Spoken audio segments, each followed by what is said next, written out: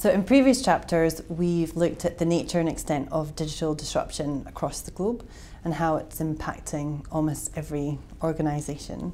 In this chapter, we're looking at digital transformation. There are huge opportunities for organisations to compete and innovate and grow if they're able to harness the opportunities and potential of digital technologies. Now, this is not just about reaching customers through digital channels and about digital marketing. It's much broader than that, because the reality is that disruptors coming into established markets are shaking things up through the use of digital technology, but also because they've got a much more leaner and agile operating model. So this is forcing organisations to look at their business operating model and how that is supported and facilitated with the use of IT. So they're looking at how they're set up in terms of their own IT function and how they source new technologies and services from third-party suppliers. So you'll see in the videos some of the complexities and risks and challenges that organisations are facing with the introduction of digital technology to their business. Most of the customer clients that we're working with are mature established businesses, and they have a myriad of systems and hundreds if not thousands of applications. And if they are to harness the benefits of digital technologies, then they're forced to look at their existing model, both in terms of their operating function, their IT, and their sourcing model. And from a legal perspective, it's clearly important to look at the contractual landscape that supports that, and to ensure that it's aligned to achieve their particular business ambitions.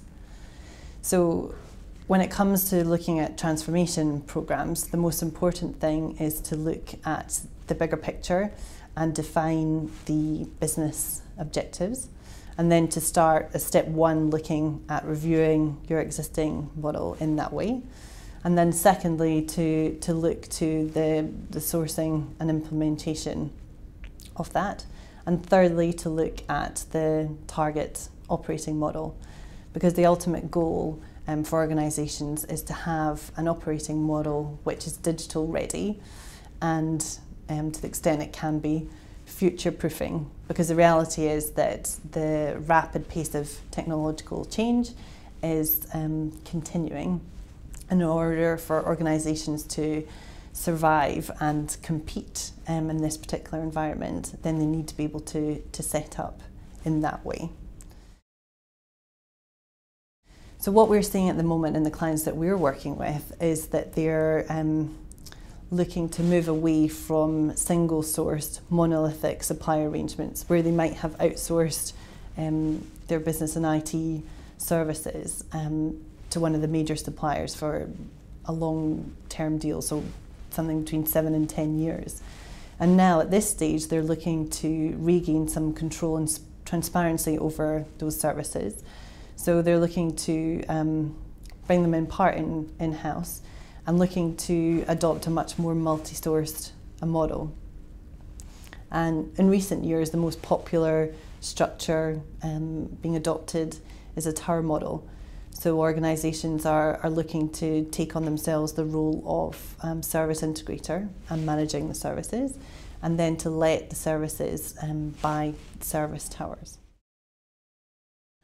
One of the challenges for organisations is that traditional sourcing and contracting models have been challenged. So organisations are looking for different ways of harnessing the innovation, talents and ideas of SMEs.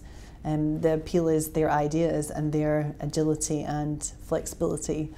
Organisations are have to weighing up though that with their restrictors in terms of ensuring the organisations that they are engaging have the credibility and track record and skills in order to be able to deliver for them.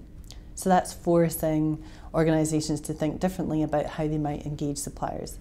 So they're looking at developing centres of innovation or even acquiring organisations for their talent, as well as engaging them on slightly different terms or on a different basis than they would do if they were engaging one of the tier 1 suppliers. Where organisations are looking to adopt a multi-source approach, they need to think carefully about how and who's going to perform the service integrator role to ensure that they are managing the risks and issues that presents in an appropriate way, ensure that their ultimate business objectives are realised. So it may be that they are prepared to take on that role themselves and to ensure that they have the right talent and skills to perform that, or maybe that they're looking to outsource that perhaps to one of the major global suppliers to perform. The video interviews we've included for this chapter are the perspectives of both customers and suppliers of technology. And we think they offer an interesting insight to the particular challenges, issues and risks for organisations embarking on major transformation programmes. We hope you enjoy the videos.